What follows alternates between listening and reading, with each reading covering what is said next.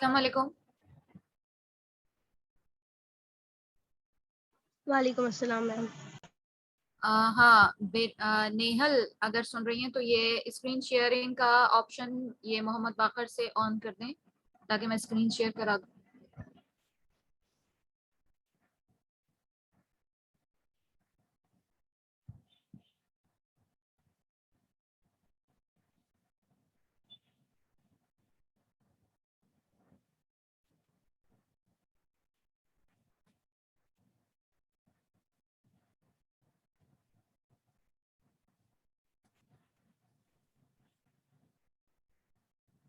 जी Nehal, screen sharing का option जो है ये मेरा डिसेबल हुआ हुआ है, ये ऑन कर दे मोहम्मद बाकर से।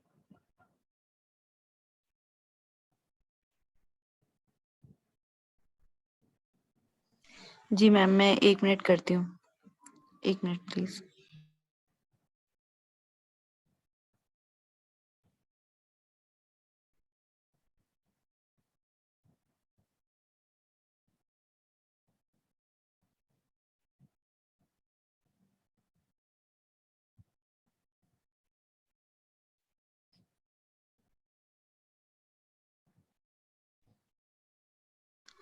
मैम वो ऑप्शन 1 मिनट शो नहीं हो रहा। मैं जो है 1 मिनट करवाती हूँ, प्लीज वेट कर लीजिए।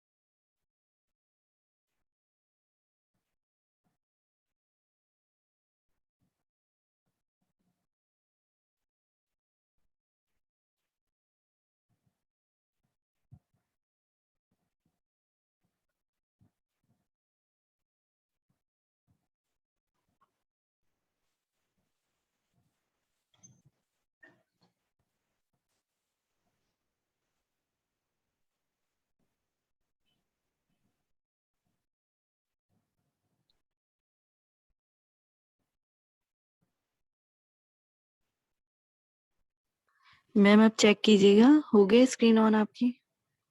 जी हाँ, हो गया। Okay ma'am.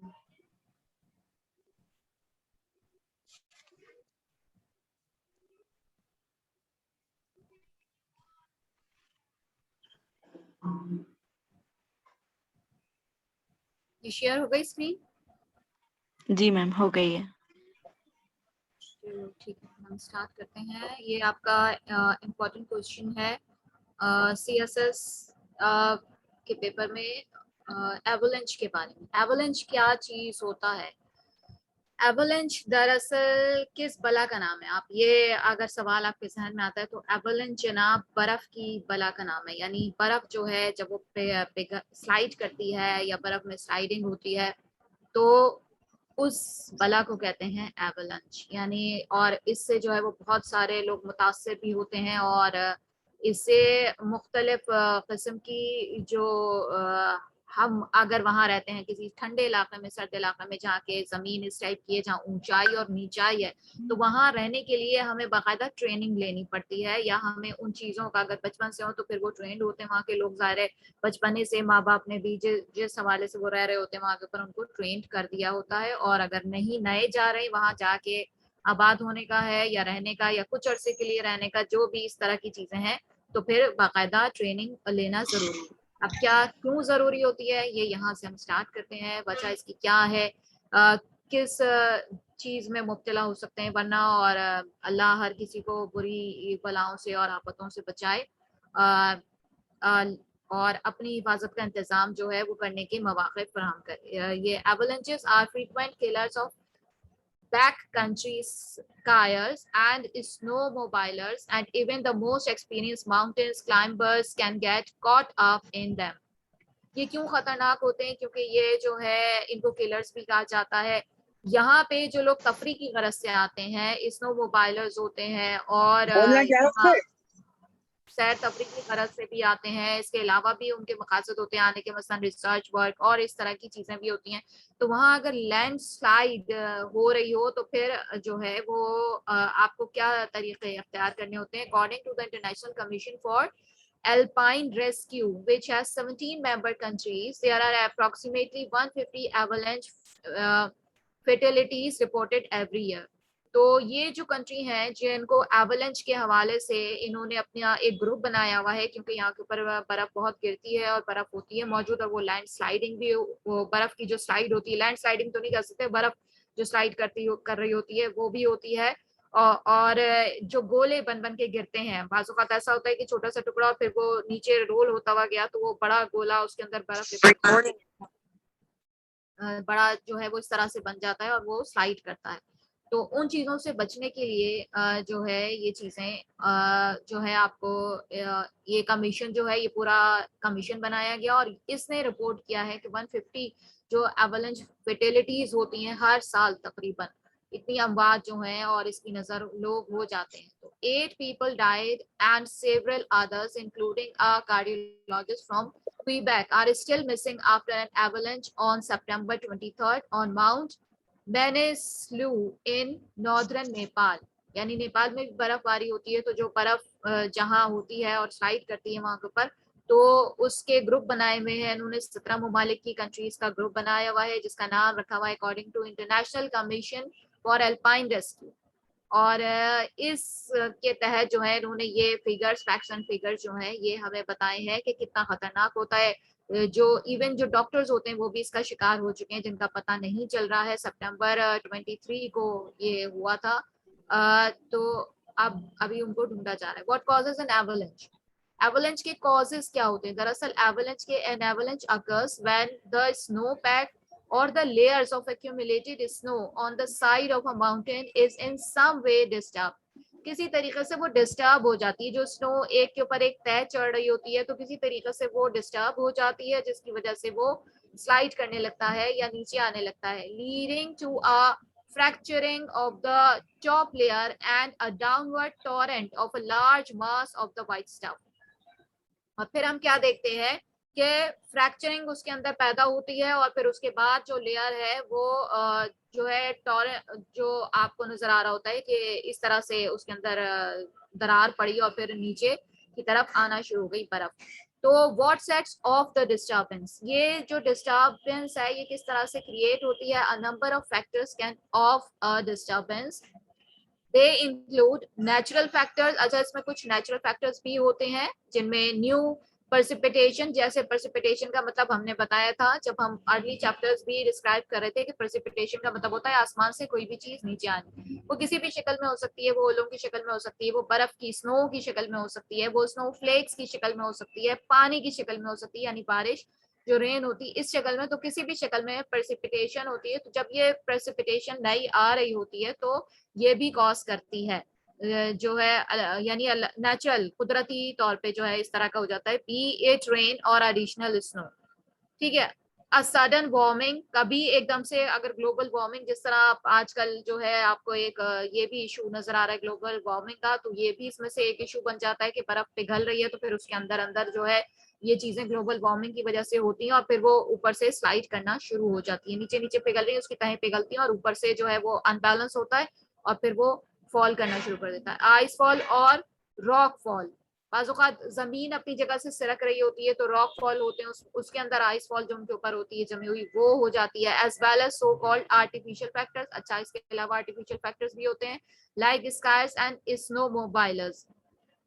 जो लोग सैर तफरी की गरज से आते हैं और आपने देखा उनके पैरों में लंबे लंबे वो बंधे हुए होते हैं जो वैसे स्लाइड कर रहे होते हैं, तो इस किस्म के जो लोग होते हैं उनकी भी वजह से कि वो कहीं फंस गई या कहीं इस तरह का हुआ और फिर दरार पड़ी बर्फ के अंदर और जो उसके ऊपर से स्लाइड कर रहे थे लोग, और फिर इस तरह के जो हमें नजर आए केसेस, तो इस तरह के भी रिकॉर्ड हुए। Avalanches can be triggered by the human voice has been largely debunked। अच्छा, बहुत जोर से अगर चीखने की भी आप आवाज निकालने की लोगों को बड़ा मजा आता है, आवाज गूंजती है वहां के ऊपर, तो वो उस वक्त अपनी आवाज निकालने की कोशिश करते हैं, तो वो उन आवाजों की वजह से भी बर्फ के ऊपर असर पड़ता है और बर्फ जो है वो नीचे झड़ना शुरू हो जाती है। तो स्लाइड करने लगती है और फिर खतरा बन जाती है। So 90% of avalanches fatalities are triggered by the weight of one of the victims in the group. In other words, the pressure exerted by human movement cause a fracture in the snowpack.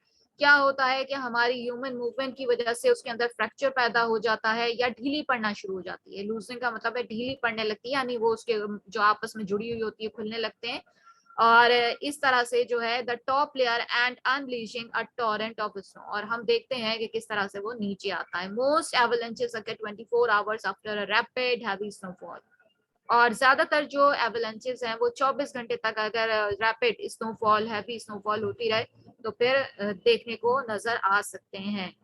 तो are they are different kind of avalanches, क्या इनकी मुख्तलिफ किस्में होती हैं? There are two main types, तो इनकी दो किस्में होती हैं। अ लूज स्नो एवलांच, जिसमें बर्फ ढीली हो जाती है अपनी जगह से, तो उसको उस तरह की जो स्लाइडिंग होती है वो होती है typically occur on steep terrain and teardrop shape. Mass gathers volume and intensity as it travels down the mountain. ठीक है, जैसे मैंने बताया कि छोटा सा होता है और फिर वो नीचे गिरते गिरते बड़ा उसके अंदर लिपटती जाती है और होता जाता है। इस किस्म के केसेस भी होते हैं, बाज़ औक़ात लूज होकर नीचे गिर रही होती है। Loose snow avalanche usually occurs with freshly fallen low density snow or old snow that's been softened by extant sunlight.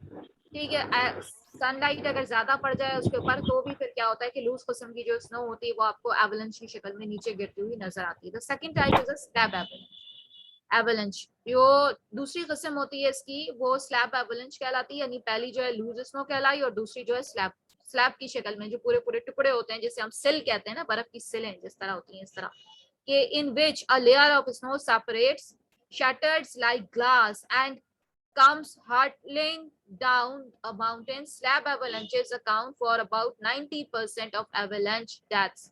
और यही जो स्लैब जो एवलांचेस है 90% डेथ्स इन्हीं की वजह से होती हैं।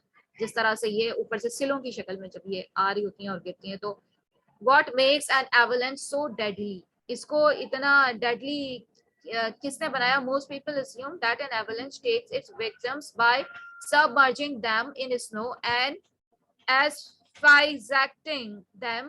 This does happen, of course, but an unlucky skier or mountain climber is just as likely to be killed by the sheer blunt force trauma of a wall of snow as being buried alive. The most powerful avalanches can reach speeds of over 300 kilometers per hour. इतनी तेजी से ये नीचे आ रहे होते हैं कि वहां के ऊपर जो भी लोग होते हैं, जो क्लाइंबर्स हैं, अगर वो बाज़-औक़ात आपने देखा होगा हथौड़ी उनके हाथ में होती है और वो क्लाइंब करना चाह रहे होते हैं माउंटेन के ऊपर, तो वो बर्फ के अंदर बड़ा उनको मजा आ रहा होता है, या फिर जो एडवेंचर होता है उनके लिए ये एक, और इसी तरह से जो वहां के ऊपर जो स्लाइड करने के लिए आए हुए होते हैं लोग तफरी के लिए, तो वो स्लाइडिंग के लिए भी, और इसको बाकायदा कमर्शियल भी दर्जा हासिल हो गया है और मुख्तलिफ किस्म की जो है वो लोग वो करते हैं। तो तो अगर वो लोग भी जो है वहां के ऊपर स्लाइड करने की कोशिश कर रहे होते हैं और ये अपना जो है एडवेंचर जो है इसके लिए मुहिम जुई के लिए आए हुए होते हैं, तो फिर उनको वो भी इस चीज का शिकार होते हैं और किस तरह से वो खुद भी कभी कभी जो है वो इसका पार्टिसिपेट भी बन जाते हैं और फिर शिकार उसके बाद भी बन जाते हैं। Sometimes even if a skier manages to avoid being submerged, the sheer volume of precipitation in the air in the wake of an avalanche can flood a person's mouth and lungs and effectively drown them. जब पूरी जगह से आपको भर जाएगी बर्फ, खुदा ना करे कि कोई फिसल रहा है और वो बर्फ के अंदर गया, ऊपर से लैंड स्लाइड, वो बर्फ जो मुस्तकिल स्लाइड हो रही है और गिर रही है, तो वो पूरे उसके जो मुंह फेफड़े हलक सब में भर जाती है, जिसकी वजह से फिर उसको उन चीजों से पीछे छुड़ाना मुश्किल हो जाता है और फिर उसकी डेथ भी हो सकती है।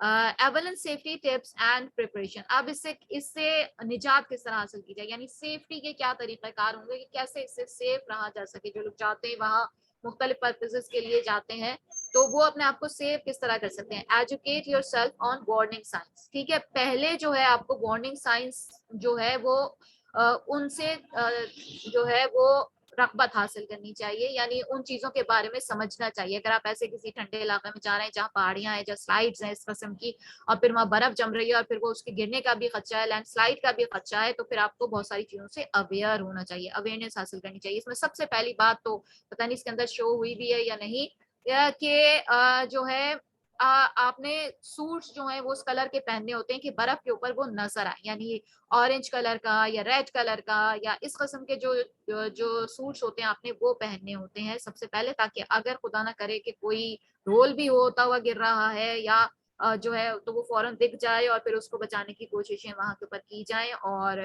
जो है इस तरह से वो समझ में भी आ जाए कि कोई जो है वो इसका शिकार होने जा रहा है या खुदा ना करे फंस भी गया है या कुछ है, तो वो डिफरेंट कलर की वजह से जो है वो बर्फ के ऊपर जो है वो नजर आता है दूर से ही, यानी उसकी निशानदेही की जाती है। उसके अलावा कुछ चीजें किट्स होती हैं हमें अपने साथ रखनी चाहिए जिसके अंदर लाइट्स वगैरह उस टाइप की चीजें होती हैं कि जो जलती रहेंगी तो वो भी निशानदेही करती हैं कि यहाँ बर्फ में कोई चीज मौजूद है। तो वो consider taking an avalanche education course, पूरा इसका कोर्स होता है। If you spend time in the back country during snowy conditions, अगर बैक कंट्री में आपको स्नोवी कंडीशंस में जाना हो तो learning clues to assess avalanche risk will help you recreate more safely in the winter।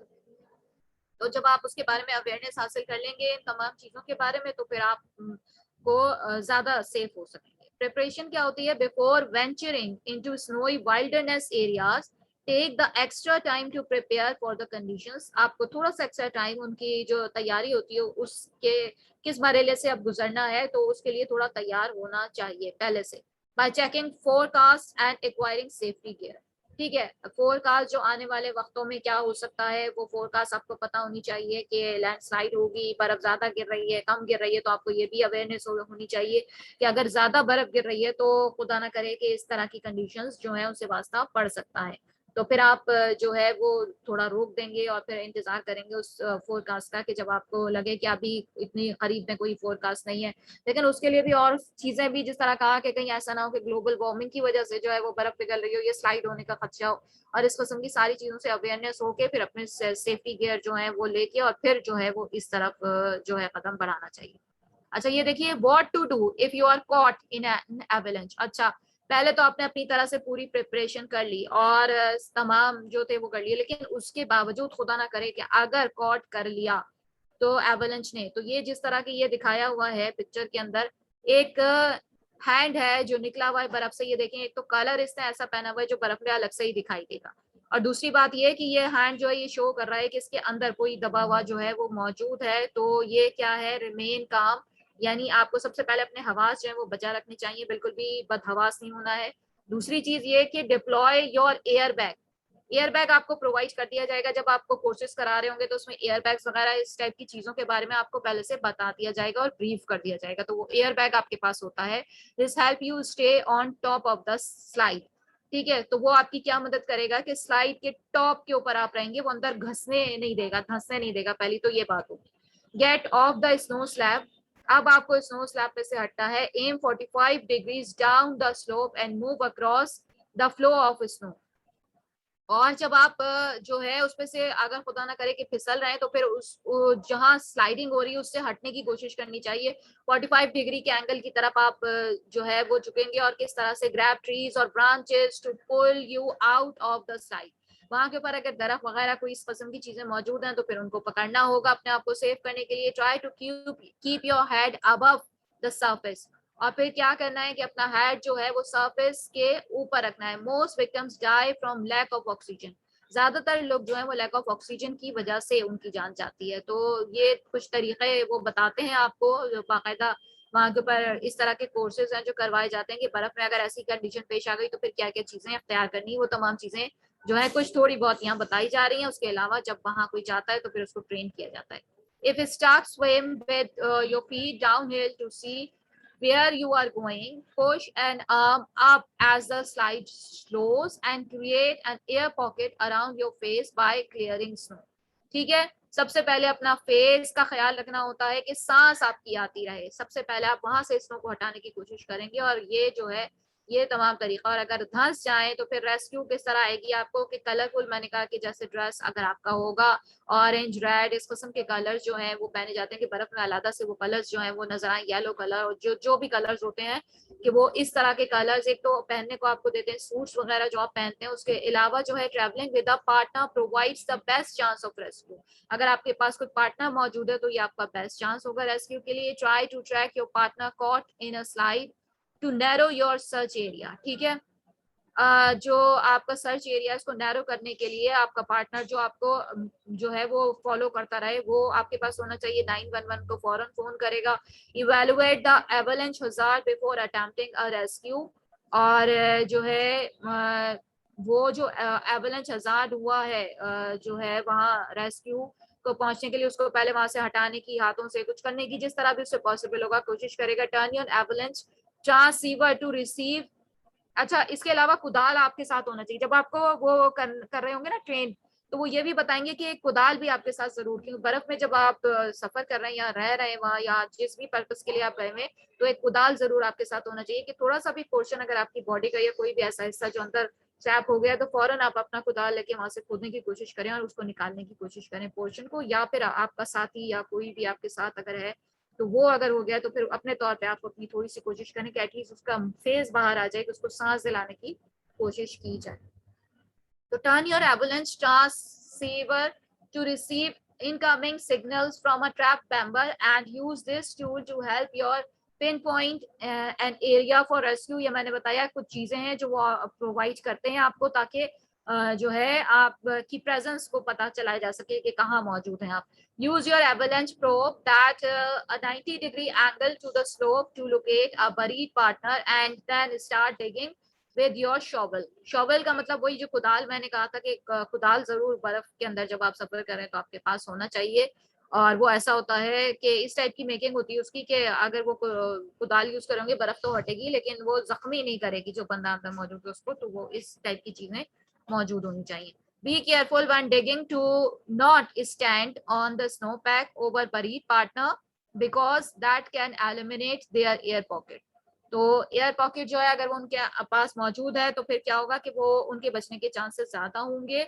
और इस तरह से उसका इस्तेमाल ना करें डिगिंग करते वक्त कि वो जो उनका एयर पैक फट जाए और फिर जो है वो खुदा ना करे उनकी जिंदगी पे बात आ जाए पार्टनर की। तो ये इन सब चीजों का ख्याल रखना है। Remember time is critical. सबसे ज्यादा इंपॉर्टेंट चीज टाइम होती है ऐसी सिचुएशन के अंदर। Chance of survival drops steeply after 18 minutes to less than 30%।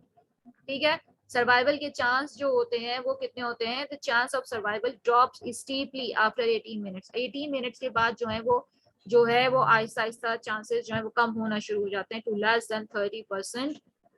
तो कोशिश करनी चाहिए जितनी जल्द से जल्द अपना दिमाग हाजिर रखते हुए जो तरकीबें बताई हैं उन पे अमल किया जाए और अपने साथी को और अपने प्यारे को जो है वो रेस्क्यू किया जा सके, या खुद भी अपने लिए भी कोशिश करनी है। तो फिर किस तरह के गिरते गिरते भी, यानी अपना बैलेंस इस तरह आप कर लीजिए 45 डिग्री के ऊपर ले जाइए, किस तरह अपना जो है वो एवलांच जहाँ स्लिप हो रहा है वहां से हट के आप दूसरी साइड के ऊपर अगर चले जाएं, या कुछ भी आखिरी वक्त में भी अगर दरख्त आ रहा है, कोई भी चीज हाथ में आ रही है कि वो पकड़ के उसमें लटकने की कोशिश करें ताकि बर्फ के साथ फिसलते हुए ना जाएं।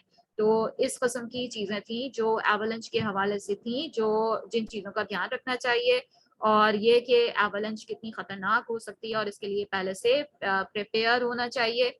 जो भी लोग वहां जाएं, आप लोगों को ये इसलिए बताया जा रहा है कि सारे मुल्क के अंदर बहुत सी बाज़ात इंटरनेशनली भी लोग जाते हैं अगर, तो भी इस तरह की चीजें नजर आती हैं वहां अगर बर्फबारी वगैरह ज्यादा होती है। और दूसरी चीज अगर मुल्क के अंदर भी इस तरह के मौजूद हैं तो ये अच्छा। एक चीज और बतानी थी कि जहाँ दरख्त होते हैं, हमेशा याद रखिएगा कि दरख्त जो है, आप इस वाली पिक्चर में देख रहे होंगे कि दरख्त जो है वो बचाने की कोशिश करते हैं, बर्फ को रोक लेते हैं। बड़ी स्लाइड, इससे पहले कि बड़ी स्लाइड हो यानी लंबी कोई स्लाइड हो, तो ये दरख्त जो है, हमेशा से मैं कहती हूँ कि हमेशा से हमारा सबसे प्यारा सबसे अच्छा दोस्त ये ट्रीज।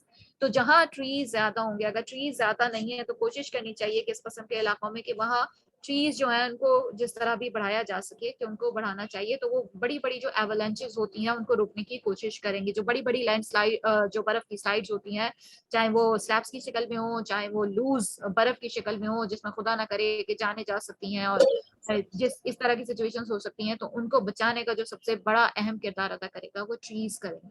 तो जितने ज्यादा से ज्यादा इस किस्म के जो एरियाज हैं फॉरेस्ट बनाए जाएं, वहाँ ट्रीज लगाए जाएं और इस तरह की कोशिश की जाए, तो इंशाल्लाह बहुत सारी जो बड़ी बड़ी जो एवलांचेस हैं और स्नो फॉल्स या इस तरह की चीजें होती हैं तो उनसे बचा जा सकता है, अपनों को भी बचाया जा सकता है, अपने प्यारों को भी। इसके अलावा जो है तरबियत हासिल करें, तरबियत हासिल करके ऐसे इलाकों में जाएं। और हर चीज एडवेंचर नहीं होती है, तो हर चीज का खेल तमाशा बिल्कुल इस तरह नहीं बनाना चाहिए। और अगर वो बाकायदा कोई इस तरह की यानी जो है कमर्शियली कोई काम हो रहा है, तो मसलन स्कीइंग होती है और इस तरह की चीजें होती हैं, कमर्शियली भी हो रही होती हैं, तो उसमें भी प्रॉपर ट्रेनिंग और तमाम चीजों की जरूरत होती है कि कैसे खुदा ना करे कि वो गिरते गिरते भी कैसे अपने आप को बचाते हैं। तो सेफ्टी मेजर जो है वो इस तरह लेने, कलर कपड़ों का ध्यान रखना कि किस किस्म के कपड़े पहनने, और ताकि गिरता हुआ बंदा फौरन नजर आए और फिर फौरन उसको रेस्क्यू किया जा सके और वहाँ टीम पहुंच सके और निशानदही वगैरह हो सके। और ये तमाम चीजें अपने पास 7 इक्विपमेंट्स रखने चाहिए कि वो बर्फ के अंदर से भी कुछ लाइटनिंग और कुछ इस तरह की चीजें जो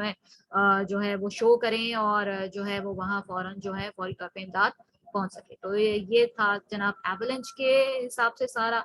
और अब जो है वो हम ग्रीन हाउस के हवाले से थोड़ी सी स्टडी करेंगे कि ये भी आपका क्वेश्चन जो है ये आया हुआ है इसके अंदर। तो हम स्लाइड अपनी चेंज करेंगे, ग्रीन हाउस की तरफ आएंगे। जी, ग्रीन हाउस में जनाब क्या होता है कि ग्रीन हाउस इफेक्ट जो है ये आपको थोड़ा सा तो पहले पता है, हमारे चैप्टर्स में पढ़ चुके हैं कि one of the factors that affects the world's environment conditions is the greenhouse effect. के जो इन्वायरमेंटल कंडीशंस के ऊपर इफेक्ट करता है वो ग्रीन हाउस इफेक्ट होता है। Climate scientist often blame the greenhouse effect for contributing to Earth's environmental woes, but it has a vital positive effect on the planet as well। जहाँ जो है वो इसके नुकसानात सामने आए हैं, वहाँ इनसे फायदा भी होता है। ग्रीन हाउस इफेक्ट जो है वैसे जो है पौधे का होना, पौधों का होना, ये तमाम चीजों का बहुत अच्छा समझा जाता है, लेकिन इनकी वजह से थोड़ी सी हरारत भी होती है। पौधे जो है आपको पता है कि कार्बन डाइऑक्साइड सांस ले रहे होते हैं, इनके इर्द गिर्द कार्बन डाइऑक्साइड खींच रहे होते हैं जब एटमॉस्फेयर से, तो वो जमा होती है। और कार्बन डाइऑक्साइड जब जमा होती है तो उसका मतलब होता है कि जहाँ कार्बन डाइऑक्साइड होगी वहाँ थोड़ी सी गर्मी ज्यादा होगी, क्योंकि कार्बन डाइऑक्साइड के अंदर ये क्वालिटी मौजूद होती है कि वो हीट को एब्जॉर्ब करती है। जब सूरज से जो हीट आ रही है हमारी, तो वो छन के आ रही है, हालांकि ओजोन लेयर से छन के आती है, वो डायरेक्ट हीट नहीं आ रही होती, लेकिन फिर भी उसके अंदर इतनी सारी रेडिएशंस और इतनी सारी किस्म की चीजें मौजूद होती हैं कि वो अगर डायरेक्ट भी किसी जगह पे पड़े और पड़ती रहे तो वो उस जगह को इफेक्ट कर सकती हैं। तो इसलिए क्या करना चाहिए? Climate scientists often blame the greenhouse effect for contributing to Earth's environmental woes, but it has a vital positive effect on the planet as well। ठीक है, without this atmospheric condition, life on Earth would be vastly different or even non-existent। अगर सर्दी होती और सर्द ही atmosphere होता तो ना तो पौधे होते और ना ही इंसान वजूद पाते, क्योंकि सर्दी की वजह से पौधे गल जाते हैं। आपको पता है ना कि ज्यादा बर्फ या ज्यादा इस किस्म का पानी जहाँ के ऊपर होगा और ठंड होगी और इस किस्म का माहौल होगा कि वहाँ गर्मी नहीं होगी, तो गलने की जो चीज है वो सलाहियत वो पैदा हो जाती है पौधों के अंदर भी या मुख्तलिफ किस्म की। तो फिर जब पौधे अपनी सेहत नहीं बरकरार रख सकते तो फिर इंसानों के लिए भी मुश्किल हो जाता है, क्योंकि हमारी इंसानों का जो सबसे बड़ा, सबसे पहला, सबसे जिस वक्त इंसान नहीं थे तो जो जिस चीज ने जो है वो इंसानियत के लिए राह हमवार की वो पौधे थे, पेड़ पौधे थे, कि उन्होंने ऑक्सीजन हवा में छोड़ी। पहले पेड़ पौधे वजूद में आए और फिर सबसे पहले तो वो हुआ था जो सबसे पहले जो साइंटिस्ट ये डिस्कवर करते हैं, और साइंटिस्ट के हवाले से मैं बात करूंगी कि वो ये डिस्कवर करते हैं कि सबसे पहले तो आग के धमाके वगैरह जो ये सब कुछ हुआ था, अर्थ वजूद में आई थी। और फिर उसके बाद जो है वो कहते हैं कि खुद ब खुद कुदरत के अंदर ये सलाहियत होती है कि फिर उससे वो करने की कोशिश करता है। तो फिर पानी जो गढ़े पड़े जमीन के अंदर, डिप्रेशन पैदा हुए, उनके अंदर पानी भरा, और पानी जो था वो कभी समंदर की शक्ल में भर गया, कभी जो है वो दरिया की शक्ल में, कभी पॉन्ड्स, कभी नदी नाले इस शक्ल में आपको नजर आया पानी जो जो फिल हुआ। फिर उसके बाद जो है वो एक परत जो है वो चढ़ी, और वो परत थी ग्रीनरी की, और फिर इस तरह सब्जा हमें नजर आना शुरू हुआ और ये ग्रीनरी जो है ये वजूद में आई तमाम। तो फिर ग्रीनरी थी, फिर जो है उसके बाद इंसान का वजूद जो है वो आया दुनिया में, जिसे कहते हैं। तो सबसे पहला जो हम अपना दोस्त गर्दानते हैं वो ट्रीज को गर्दानते हैं कि ट्रीज ने वो एटमॉस्फेयर, वो तमाम चीजें प्रोवाइड की माहौल के अंदर से, तमाम कार्बन डाइऑक्साइड और जो ठंडी हुई जमीन, जब ये सब कुछ हुआ तो फिर उसके बाद जो है इसमें ट्रीज का अहम किरदार रहा है, सब्जा जो पैदा हुआ। और फिर उसके बाद जो है वो इंसान के लिए माहौल पैदा हुआ कि इंसान का वजूद जो है वो ज़हूर पजीर हो सके। तो फिर इस तरीके से जो है ये हुआ। लेकिन ये कि इसके कुछ पॉजिटिव और नेगेटिव दोनों इफेक्ट्स होते हैं। अब ये देख लेते हैं हम कि ये सवाल आपके जो उसमें आया हुआ है कि ब्लेसिंग एज वेल एज जो है वो प्रॉब्लम, तो दोनों चीजें आपको पता होनी चाहिए कि एक तरफ ब्लेसिंग भी है और दूसरी तरफ जो है उसका कर्स भी है। तो ये दोनों चीजें कैसे हैं एक साथ? तो कहते हैं हर चीज मीजान में अच्छी लगती है जब तक मीजान में है, अल्लाह ताला के कुदरती निजाम पे कायम है। तब तक वो इतनी ज्यादा हार्मफुल नहीं होती। तो ज्यादातर चीजें जब भी आप कहते हैं तो मैं हमेशा आपसे कहती हूँ कि दो बातें याद रखिएगा कि एक होते हैं, कुछ होते हैं नेचुरल इफेक्ट्स और कुछ होते हैं जो हम ह्यूमन बींग्स जो इफेक्ट्स की वजह से जो इफेक्ट्स पैदा हो रहे हैं, तो वो क्या क्या असरात डाल रहे होते हैं। तो जो ऑलरेडी चीजें एग्जिस्ट कर रही हैं, यानी हरारत ऑलरेडी एग्जिस्ट कर रही है, green house effect already exist कर रहा था दुनिया में, लेकिन फिर उसके बाद जब ह्यूमंस उनकी एक्टिविटीज बढ़ी तो उसके बाद उन पे क्या इफेक्ट्स हुए, ये जो है इनकी स्टडीज हम करते हैं। फिर उसके बाद इनको कंट्रोल करने की कोशिश करते हैं ताकि ये चीजें हम कंट्रोल कर लें, तो फिर हम दोबारा नेचर की तरफ या उस तरफ आ जाएं जहां फायदा ज्यादा है और नुकसान कम है। तो द ग्रीन हाउस इफेक्ट, सबसे पहले ये समझेंगे कि ग्रीन हाउस इफेक्ट दरअसल है क्या। The greenhouse effect refers to the ability of the atmosphere to trap the sun's heat. समझ में आया कि सबसे पहले जो है वो ट्रैप करता है सन की हीट को। अब जब हरारत जो है, अगर हीट ना होती जैसे मैंने अभी बताया तो ठंड की वजह से गल जाती, जो पौधे सब्जी वेजिटेशन जो भी चीजें थी वो गल जाती, लेकिन सन की हीट की वजह से जो है उनको ग्रो करने का मौका मिलता है।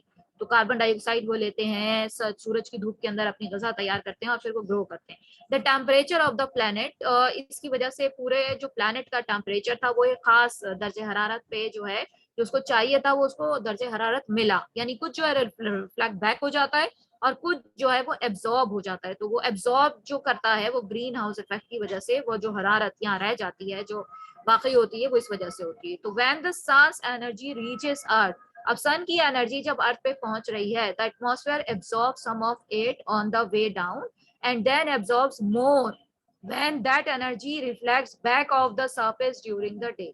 जब दिन के अंदर सूरज पड़ता है तो कुछ वो अपने अंदर एब्जॉर्ब कर लेती है अर्थ जो है और बाकी को रिफ्लेक्ट कर देती है। तो ये प्रोसेस जब होता है तो एब्जॉर्प्शन जो हो रही होती है उसकी वजह से अर्थ के अंदर हीट का जो है स्केट वो जो है वो ट्रैप हो रही होती है। This trapped energy heats up the atmosphere, इसकी वजह से एटमॉस्फेयर हमारा गर्म होता है, increasing the temperature of the planet and disturbing warmth to its night side when solar heating is unavailable. ये जस्ट कर लेती है और फिर आहिस्ता आहिस्ता खारिज होती है, यहाँ तक कि रात होती है और रात में भी इसकी हीट जो है वो खारिज करती रहती है। The denser the atmosphere and the higher the concentration of energy holding molecules like water vapours. आपको पता है कि जो हमारे इर्द गिर्द हवा में वाटर वेपर्स भी मौजूद हैं एटमॉस्फेयर में, तो वो क्या करते हैं कि वो और कार्बन डाइऑक्साइड दोनों जो है वो इनके अंदर एब्जॉर्ब करने की सलाहियत होती है, यानी ये दोनों जो है वो हीट को एब्जॉर्ब करते हैं। The more energy the atmosphere can trap, और इस तरह से जो है वो हमें अपना एटमॉस्फेयर जो है उसके अंदर हरारत या गर्मी जो है वो महसूस होती है। पॉजिटिव इफेक्ट्स क्या होते हैं? The greenhouse effect is important, ये बहुत ही इंपॉर्टेंट होती है because it contributes to the survival life on Earth. जिंदगी के लिए हरारत जरूरी है। आपको पता है कि ठंड में इंसान भी नहीं रह सकता, इंसान भी मर जाएगा। अगर इतनी ठंड हो तो फिर हमारे अंदर भी एक खास हद तक जो है वो ठंड के अंदर जीने की सलाहियत होती है, वरना ज्यादा होने लगे तो फिर हम जम जाए, हमारी रगों में खून जम जाए और फिर हमारा वजूद जो है वो मुश्किल हो जाए जिंदा रहना। तो इसलिए हमारे लिए भी हर की जो थोड़ी गर्मी है उसकी वो जरूरत होती है, जो लाइफ के लिए बहुत जरूरी है। Without the greenhouse effect, the temperature of the planet would be similar to condition experienced on the moon. On the lunar surface, with no atmosphere to mediate temperature swings, the surface can reach 134 degrees Celsius, यानी 134 degrees Celsius 273 degree Fahrenheit during the day and 153 degrees Celsius 240 minus यानी minus 153 degrees Celsius and minus 244 degree Fahrenheit at night. रात में इतनी ठंड वहां हो जाती है कि उसका जो है वो जो है रिसीव करना जो है वो बहुत ही नामुमकिन सी बात हो जाती है, यानी उसका, और गर्मी दिन में इतनी ज्यादा होती है कि उसको भी बर्दाश्त करना जो है वो नामुमकिन सी बात होती है। तो this dramatic temperature changes required NASA to develop specialised gear to protect astronauts from both extremes for the moon landings. तो मून लैंडिंग्स के हवाले से जब ये बातें हमारे सामने आई कि मून के ऊपर दरअसल दर्जा हरारत दिन में इतने ज्यादा चढ़ जाते हैं कि उनका बर्दाश्त करना मुश्किल, रात को इतने ज्यादा ठंडे हो जाते हैं कि उनका बर्दाश्त करना मुश्किल। तो जो है ये नासा ने जब मून के ऊपर ये की, क्योंकि मून के ऊपर इस किस्म की ग्रीनरी और इस किस्म की चीजें नहीं है जो हीट जस्ट कर सकें, या वहां के ऊपर कोई मयाना रवि किस्म का जो है वो टेम्परेचर जो है वो वजूद पा सके जिस तरह लैंड के ऊपर मौजूद था। और अल्लाह ताला ने ये तमाम चीजें जो है जिंदगी के लिए, पौधों की और इंसानों की जिंदगी के लिए इस किस्म की चीजें रखी। A similar temperature swing on Earth would have produced an environment hostile to most living things. ठीक है, similar swing on Earth would have produced and environmental hostile to most living things. ये किसी चीजों के लिए जब ये जो मीजान से अगर निकल जाती है चीज तो फिर वहां खतरा पैदा हो जाता है। जब तक मीजान में है तब तक जो है वो हर चीज सही चल रही है। Too much of a good thing. और अगर कोई चीज बहुत अच्छी, एक जो है मीठा भी कहते हैं ना कि आपके सामने मीठा रखा हुआ और वो आप खाते जाएं तो एक हद के बाद आप नहीं खा सकते, क्योंकि फिर आपका जो बॉडी है वो भी इसको लेने से इनकार कर देती है कि इतना इतना ज्यादा मीठा जो है वो अब नहीं खाया जा रहा। तो ये जो है ये यही चीज एटमॉस्फेयर के हवाले से भी है कि अगर कोई चीज बहुत अच्छी, too much of a good thing जो है वो हो जाए तो फिर क्या होता है, unfortunately while a moderate greenhouse effect is vital to life and elevated greenhouse effect can be dangerous. ये खतरा भी हो सकता है सिंस द इंडस्ट्रियल रेवोल्यूशन, क्योंकि इंडस्ट्रियल रेवोल्यूशन आई तो क्या हुआ, the widespread adoption of fossil fuels has increased. कि अब जो है वो पेट्रोल जलाना, डीजल जलाना हमने शुरू कर दिया, the amount of carbon dioxide, water vapour, तो उसकी वजह से कार्बन डाइऑक्साइड ज्यादा हो गई, वाटर वेपर जो है वो भी ज्यादा हो गए, and other greenhouse gases in the atmosphere. ये सारी जब ग्रीन हाउस गैसेस थी एटमोसफेयर में फैली तो फिर क्या हुआ, according to study by the carbon dioxide information analysis centre of the United States department of energy, carbon dioxide levels have increased 39.5% since 1750। 1750 के मुकाबले में आप देखे जाएं तो 39.5 जो इनमें इजाफा हो चुका है। कार्बन डाइऑक्साइड के जो लेवल्स हैं वो हमारे एटमॉस्फेयर में इतने ज्यादा हो चुके हैं। पता है कि कार्बन डाइऑक्साइड कितनी खतरनाक होती है सांस लेने के लिए। While levels of methane in the atmosphere have jumped by 150%. Climate scientists point to this increase in heat trapping gases as one of the reasons global temperatures have risen during this period।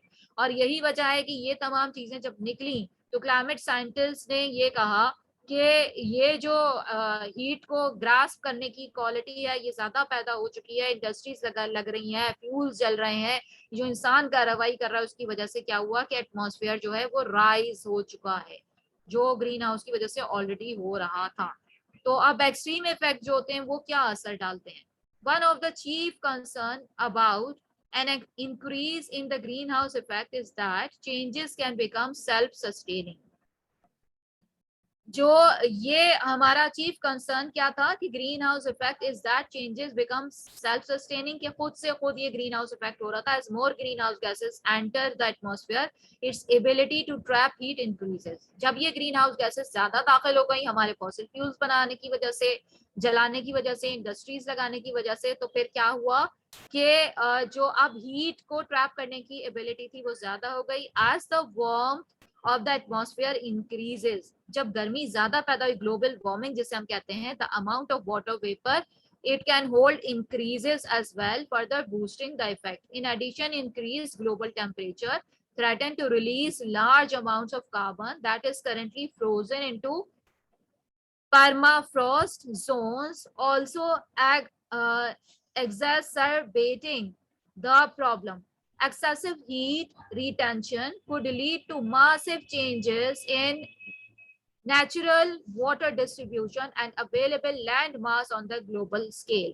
हमने देखा कि global जो warming थी इसमें किस तरह इजाफा हुआ, किस तरह से कार्बन के जो चच्चड़ जिसे हम कह लें या इस तरह के जो है बर्फ की शक्ल में वो इकट्ठे होने शुरू हो गए। The effect of mitigating factors such as increase cloud covering reflecting sunlight back to space is not well understood. और कहीं ऐसा भी देखने में आया कि जो ये इस तरह की क्लाउड फॉर्मिंग हुई उसकी वजह से जहाँ हीट की जरूरत थी वहाँ हीट नहीं मिली, और इस तरह की सिचुएशंस देखने में आई। तो हर चीज जो है एक्सट्रीम इफेक्ट सामने आते हैं किसी भी चीजों के, कभी जो है वो पॉजिटिव होते हैं, कभी नेगेटिव होते हैं। जो नेगेटिव हैं वो एक्सट्रीम इफेक्ट हमेशा ज्यादा होते हैं, पॉजिटिव तो वो होते हैं जो कुदरत ने बनाए, यानी उसमें हमारा कोई इतना अमल दखल नहीं था, लेकिन जब हम अपना अमल दखल डालते हैं तो फिर जो एक्सट्रीम कंडीशंस बनती हैं वो ज्यादा खतरनाक हो जाती हैं। फिर वो जो एक्सट्रीम कंडीशंस बनती हैं उसके लिए फिर हमें कोई और जस्तजू करनी पड़ती है, फिर हमें ये सोचना पड़ता है कि हम किस तरह कार्बन डाइऑक्साइड कम करें अपनी नेचर के अंदर, अपने एटमॉस्फेयर के अंदर।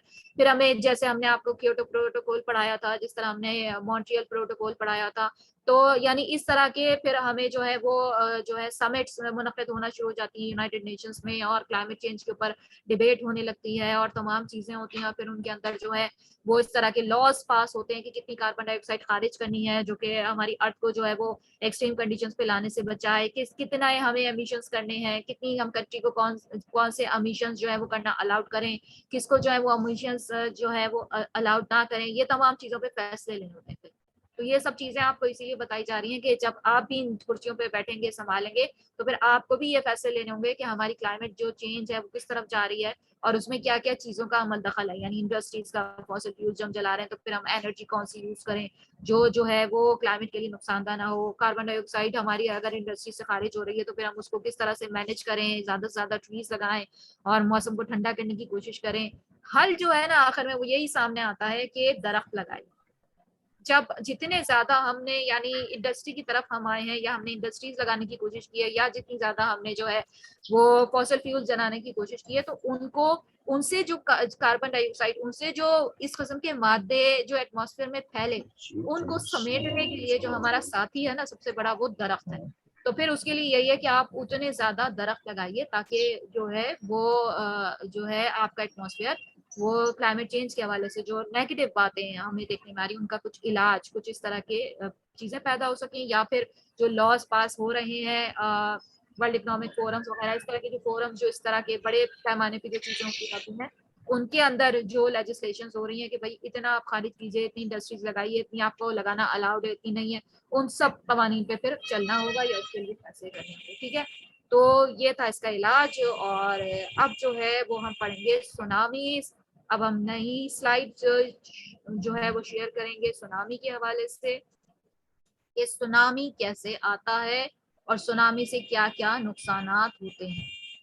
तो ये देख लीजिए जनाब के सुनामी के हवाले से भी क्वेश्चंस आए हुए। सबसे पहले ये पिक्चर देख लीजिए ताकि आपको एक आइडिया हो जाए कि पानी भी जब आपे से बाहर होता है, तो फिर इतने बड़े बड़े जो इमारतें और इतने बड़े बड़े जो महल तामीर हो जाते हैं, वो भी जो है वो पानी की ताकत, जैसे पानी को सबसे जो है वो इस तरह का समझा जाता है कि सबसे कम ताकतवर, ये पानी की कोई ताकत ही नहीं है और पानी जो है वो बस जिंदगी का बायस हो सकता है, किसी की जिंदगी ले नहीं सकता। लेकिन जब ये जिंदगी लेने पे आता है तो फिर क्या कंडीशंस होती हैं, ये देखिए आपके सब कुछ। यानी इसमें तो इस पिक्चर में तो इतना नहीं है, बाज़ औक़ात तो वो सब कुछ तबाह बर्बाद करके निकल जाता है। यानी इतना जो है पानी को भी जो है वो समझें कि गुस्सा आ जाता है, आप कह लें तरीके से, या इतना जो है वो पानी भी आप से बाहर हो जाता है।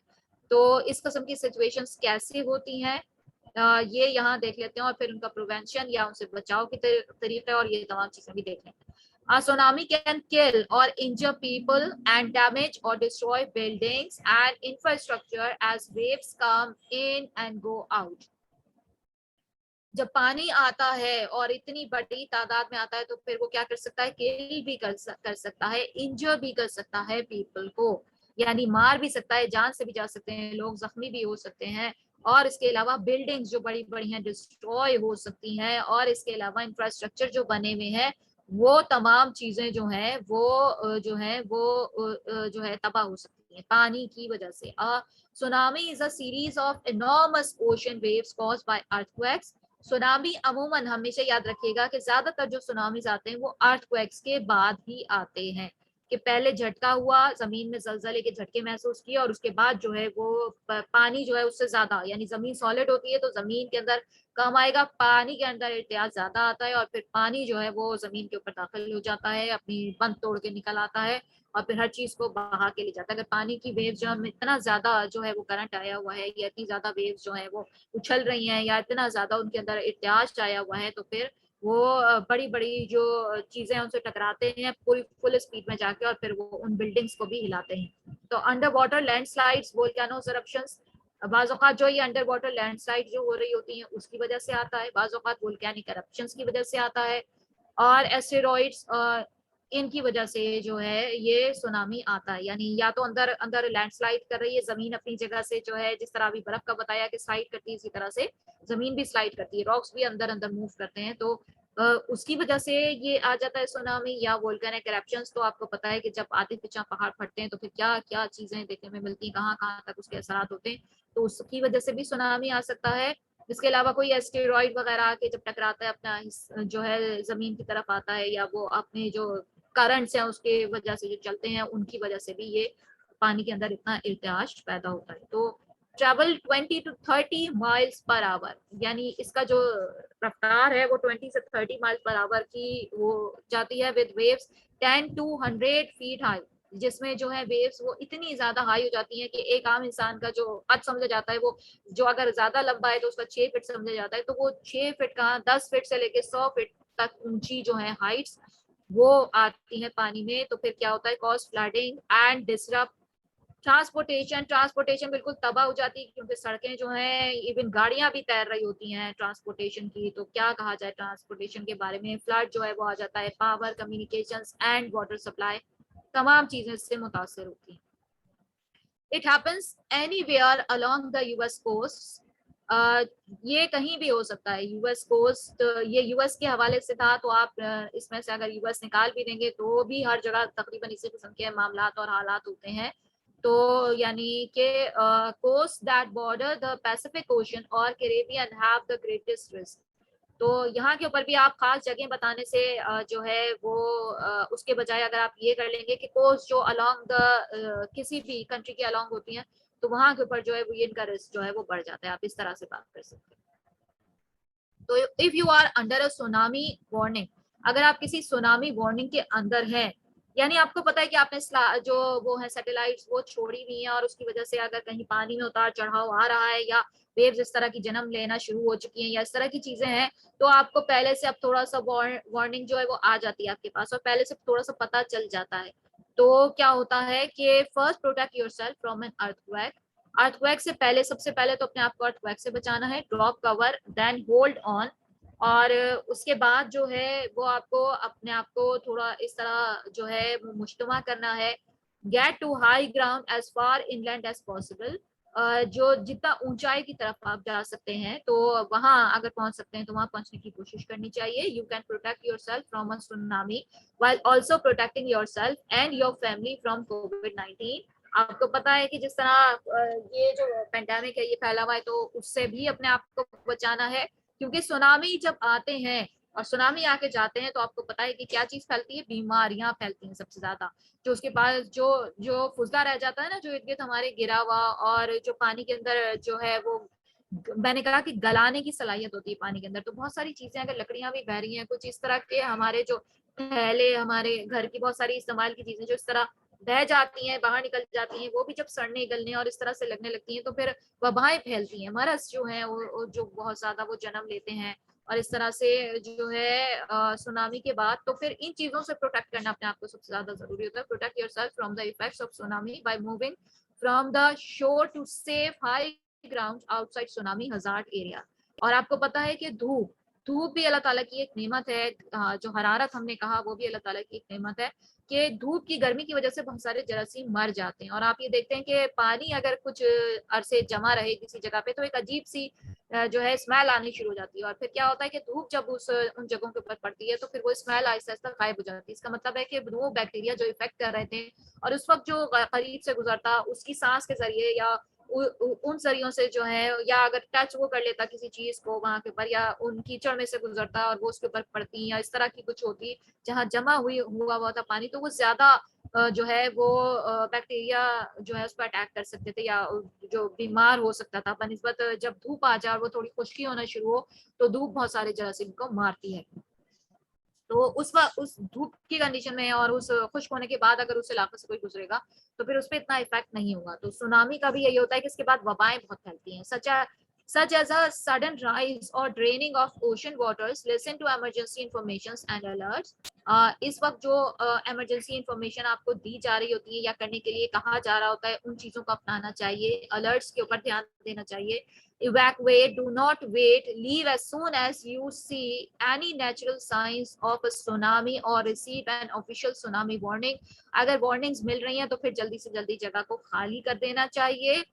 और जैसे बताया कि ऊंचाई के जो एरियाज हैं उनकी तरफ ट्रेवल करना चाहिए, ये जाना चाहिए अपनी जान और अपना हिफाजत करने के लिए। अंडरस्टैंड, अपने प्यारों की हिफाजत करने के लिए understand that your regular public shelter may not be open this year as shelter locations may have changed due to the COVID-19 pandemic। और फिर आपको पता है कि वबाएं जो फैल रही होती हैं, यहाँ तो खैर एक वबा का जिक्र है, एक पैंडेमिक जो फैली हुई है आजकल, लेकिन ये कि और वबाएं भी फैल रही होती हैं, तो शेल्टर भी आपको बाज़ औक़ात नहीं मिल रहे होते, तो फिर जहाँ के ऊपर जगह होती है वो पता करके रखना चाहिए और सीधा उस तरफ का रुख करना चाहिए। CDC, FEMA and American red cross are advising shelter operators, ठीक है, ये शेल्टर्स ऑपरेटर्स प्रोवाइड करते हैं on safety procedures to make sure that shelters can protect people from natural disasters while taking COVID-19 precautions. Check with local authorities for latest information about the public shelters. अब जहां जहां भी आप याद रखिएगा एक बात कि पेंडेमिक का तस्करा हुआ है, वहां वहां आप जो है वो जो है आप बैक्टीरिया या इस किस्म की जो बीमारियां जो फैलती हैं उनका तस्करा कर सकते हैं कि जो भी डिजीज फैली और जिसकी वजह से जो भी वबा वहां फैल रही है, तो उसका तस्करा भी यहाँ के ऊपर हो सकता है। अगर कोविड-19 जरूरी ना समझे, पैंडेमिक जरूरी ना समझे, अभी तो है पैंडेमिक क्योंकि और गुजर रहे हैं, तो ये भी लिखा जा सकता है। साथ में और वबाएं भी होती हैं जो फैलती हैं और अपनी जगह बना रही होती हैं, तो उनकी वजह से भी वॉमिटिंग्स हो सकती हैं, डायरिया हो सकता है, बहुत सारी ऐसी चीजें हो सकती हैं, तो आप उन बीमारियों का भी तस्करा साथ में कर सकते हैं। Check with the local authorities for the latest information about public shelters और download the free red cross emergency app for the, इस तरह की एप्स दी जाती हैं। अब जैसे इन क्योंकि ये अमेरिका के हवाले से बात है तो फिर वहां के ऊपर इस तरह की एप्स दी हुई है। आप लोग ये कर सकते हैं कि एप्स जो हैं वो मुख्तलिफ प्रोवाइड की जाती हैं, तो वो उन एप्स को फॉलो करना चाहिए जिसपे इंफॉर्मेशन आपको मिल रही है और गाइडेंस आपको प्रोवाइड की जा रही है मुस्तकिल कि अब आपको किधर की तरफ जो है वो शिफ्ट करना है या किधर जाना है या कौन सी चीजें अख्तियार करनी है, वो तमाम चीजें प्रोवाइड की जा रही है। Always follow the instructions from local emergency managers, they provide the latest recommendation based on the threat in your community. Make plans to shelter with friends and family if possible. If you must evacuate to a public shelter, try to bring items that can help protect yourself and your family from COVID-19, such as hand sanitizers that contain at least 60% alcohol, cleaning materials, and 2 masks per person. Children under 2 years old, people who have trouble breathing, and people who cannot remove masks on their own should not wear them. Review the CDC's guideline for going to a public disaster shelter during, ठीक है, तो ये disaster shelter के sales जो हैं ये भी बन जाते हैं और यहाँ आप जा सकते हैं और इस तरह से अपने आप को बचा सकते हैं। अच्छा, how to stay safe with the tsunami threatens, अब अपने आप को किस तरह से सेफ रखा जाए जो थ्रेटन्स हो रहे होते हैं। इफ यू लिव नियर और regularly visit a coastal area, learn about the risk of tsunami in the area. आप जिस एरिया में रह रहे हैं अगर वो समंदर के नजदीक है तो फिर आपको उस एरिया के बारे में फुल इंफॉर्मेशन होनी चाहिए। Some at risk communities have maps with evacuation zones. अगर उन रास्तों से निकलना है तो फिर उन रास्तों से निकलने के रूट जोन्स वगैरह पता होने चाहिए। If you are a visitor, ask about community plans. ठीक है, अगर आप वहां के ऊपर नए आए हैं तो फिर आपको ये कम्युनिटी प्लान्स चेक करने पड़ेंगे, पता होना चाहिए। Learn the signs of a potential tsunami such as an earthquake, a loud roar from ocean, और मतलब इस पूरे में यही बताया कि किस तरह से आपको उस जगह के मुतालिक अपनी इंफॉर्मेशन लेनी है और फिर अपने आप को उस तरीके से तैयार करना है। सरवाइव करने के भी यही तरीका है। If you are in a tsunami area and there is earthquake, then first protect yourself. तकरीबन वही तमाम चीजें जो अभी ऊपर आपको बताई गई वो है, बी सेफ। और ये वाली पिक्चर जो है ये मैं दिखाना चाह रही थी कि ये पिक्चर देखिए कि जब सुनामी आता है तो सब कुछ, ये इंडोनेशिया के सुनामी की पिक्चर है जिसमें सब सुनामी आया तो उसने हर चीज तबाह कर दी, सारी बिल्डिंग्स तबाह हो गई। अब ये देखिए बड़ी से बड़ी मजबूत से मजबूत बिल्डिंग्स भी गिर गई, लेकिन एक बिल्डिंग खड़ी रही और ये थी मस्जिद की बिल्डिंग। यानी ये जामा मस्जिद जो थी ये सिर्फ जो है वो उसने स्टे किया, बाकी तमाम बिल्डिंग जो इसके इर्द गिर्द थी उसमें कमजोर बिल्डिंग्स भी थी जैसे जो इस तरह की नजर आ रही हैं और उसमें मजबूत बिल्डिंग भी थी, और कोई बिल्डिंग इर्द गिर्द आपको नजर आ रहा है कि कोई बिल्डिंग खड़ी नहीं रही सिवाय इस मॉस्क के। तो ये भी एक अल्लाह ताला भी इस तरह करके यानी लोगों को बताता है और एक इंडिकेशन वार्निंग भी देता है कि भाई जो है वो किस तरह से कौन सा रास्ता जो है वो बचने का है तो वो इख्तियार किए जाएं। तो उन रास्तों पे अगर हम चलेंगे तो फिर हम बहुत सारी आफतों मुसीबतों परेशानियों से बच सकते हैं।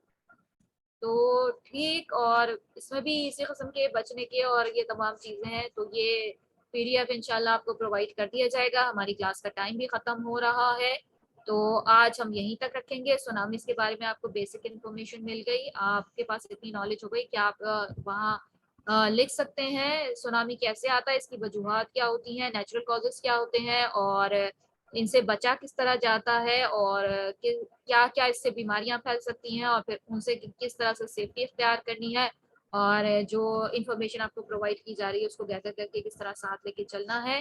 तो आज यहीं तक रखेंगे, अगर कोई सवाल पूछना है तो सवाल पूछ लीजिए ताकि आज की क्लास यहीं पे हम इख्तिताम पजीर करें।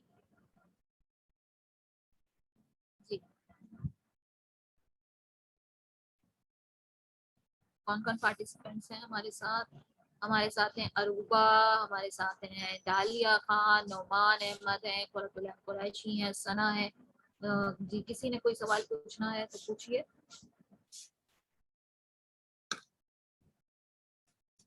उसके बाद हम फिर खत्म करते हैं।